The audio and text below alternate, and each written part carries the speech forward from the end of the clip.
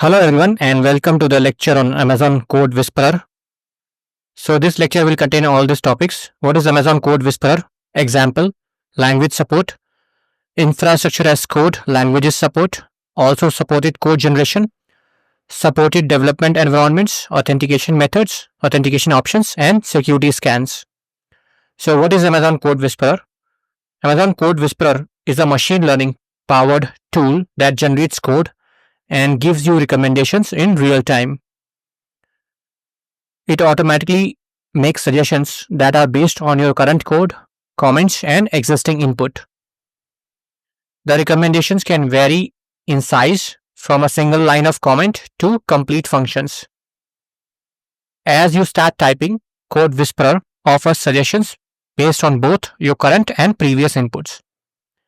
So this is how it looks like. So if you have worked with GitHub Copilot in Visual Studio Code or any kind of code editor like Cursor, then this is exactly the same, but it's from Amazon and it's called as CodeWhisperer. So currently it has this language support. So this one is supported like strongly. So these are Java, Python, JavaScript, TypeScript, C#, Go, PHP, Rust, Kotlin, and SQL.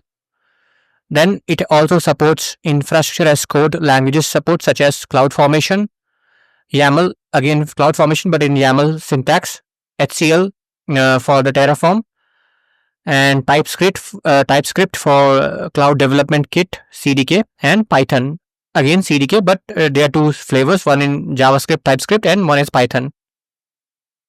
And these languages are also supported but not as stronger degree as the one which I showed earlier. So these are Ruby, C++, C, Shell, and Scala. Supported development environments. So first we have Amazon SageMaker AI notebooks, and this provide a managed Jupyter Lab environment for creating, sharing, and collaborating on Jupyter notebooks within SageMaker AI Studio.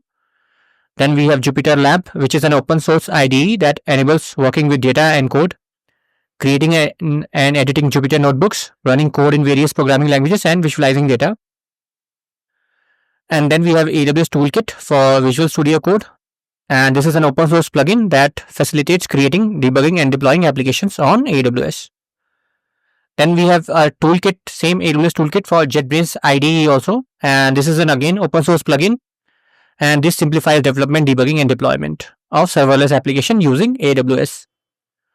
Then we have AWS Cloud9, which is a browser-based cloud IDE with code editor, debugger, and terminal. And this is pre-packaged with tools for all programming languages like JavaScript, Python, and PHP. And lastly, you can directly code in AWS Lambda, which is a serverless event-driven compute service that runs your code without requiring server provisioning or any kind of management.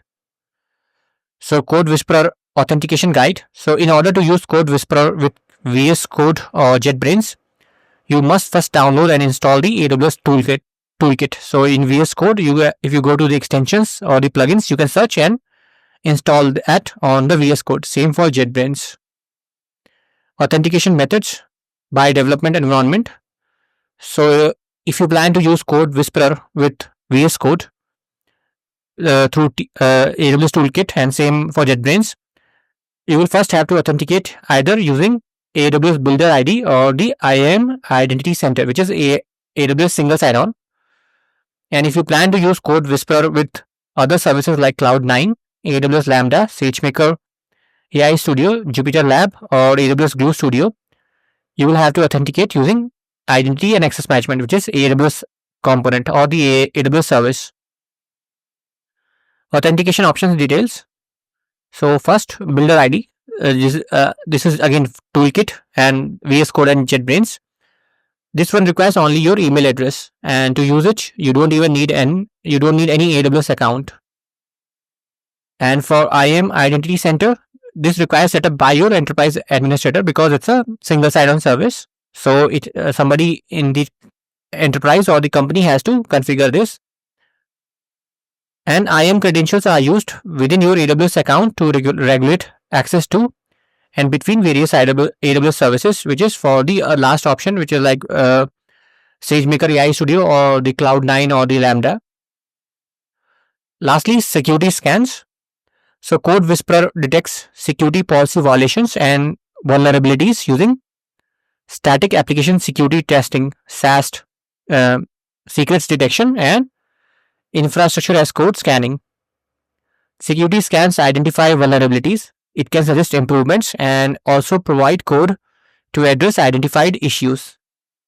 The Run Security Scan feature examines the active file in the ID editor along with its dependent files from the project. Scan results appear in the Problems panel in Visual Studio Code or in a dedicated CodeWhisperer Security Issues tab in JetBrains IDE. Security scans analyze files at the project level, truncating them to create a size-limited payload for server-side processing, with limits varying by the programming languages.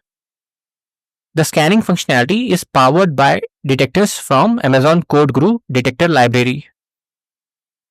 CodeGuru Security employs multiple filtering layers to focus on critical issues by filtering out unsupported languages, test code, and open source code before scanning. And that's all. Thanks for watching.